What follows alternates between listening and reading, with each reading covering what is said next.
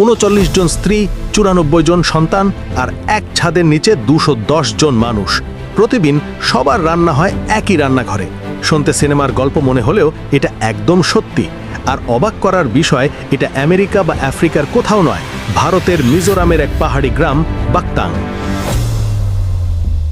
রাজধানী আইজল থেকে মাত্র প্রায় ৭০ কিলোমিটার দূরে এই গ্রাম, কিন্তু পাহাড়ি রাস্তার কারণে পৌঁছতে লেগে যায় প্রায় ৪ ঘন্টা। বাইরে থেকে দেখলে একেবারে সাধারণ পাহাড়ি গ্রামের মতোই লাগে, কিন্তু এই গ্রামের সবচেয়ে বড় রহস্য লুকিয়ে আছে একটি পরিবারকে ঘিরে। বাড়ির ভেতরে ঢুকলেই মনে হবে যেন কোনো স্কুল বা অফিসে এসেছেন। বিশাল একটি কমন রুম, তারপর একের পর এক থাকার ঘর। প্রতিটি স্ত্রী নিজের সন্তানদের নিয়ে আলাদা ঘরে থাকেন, অর্থাৎ এক ছাদের নিচে অনেকগুলো ছোট পরিবার, আর সব মিলিয়েই এই বিশাল সংসার। সকালে পরিবারের পুরুষরা বেরিয়ে পড়েন কাঠের ব্যবসা, জুম চাষ আর অন্যান্য পারিবারিক কাজের জন্য। আর বাড়ির নিচতলার রান্নাঘরটা যেন পুরো পরিবারের পাওয়ার হাউস। এত বড় বড় পাতিলে রান্না হয়, যেটা দিয়ে আমাদের অনেক পরিবারের কয়েক দিনের খাবার হয়ে যাবে। এই অবিশ্বাস্য পরিবারের প্রধান ছিলেন জিওনা। ১৯৯৭ সালে তিনি এই ধর্মীয় গোষ্ঠীর নেতৃত্ব নেন। এরপর ধীরে ধীরে গড়ে ওঠে বিশ্বের সবচেয়ে বড় পরিবারগুলোর একটি।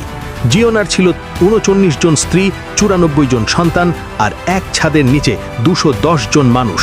কিন্তু আসল চমক এখানেই শেষ নয়, কারণ এতগুলো বিয়ে তিনি কিভাবে করলেন, কেন পুরো গ্রাম তাকে সমর্থন করত, আর কেন আজও গ্রামের মানুষ বিশ্বাস করে তিনি আসলে মারা যাননি, সেই গল্প আরও অবিশ্বাস্য।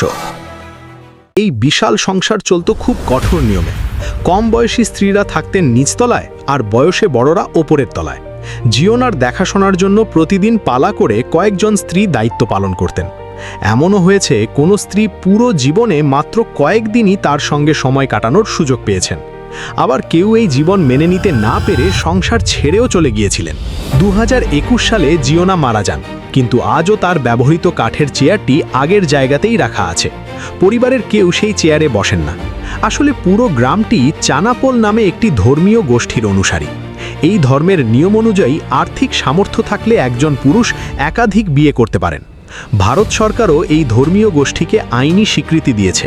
গ্রামের নিজস্ব চার্চ, স্কুল, খেলার মাঠ সবই রয়েছে। তবে জিওনার মৃত্যুর পর আর কেউ তার রেকর্ড ভাঙার চেষ্টা করেনি।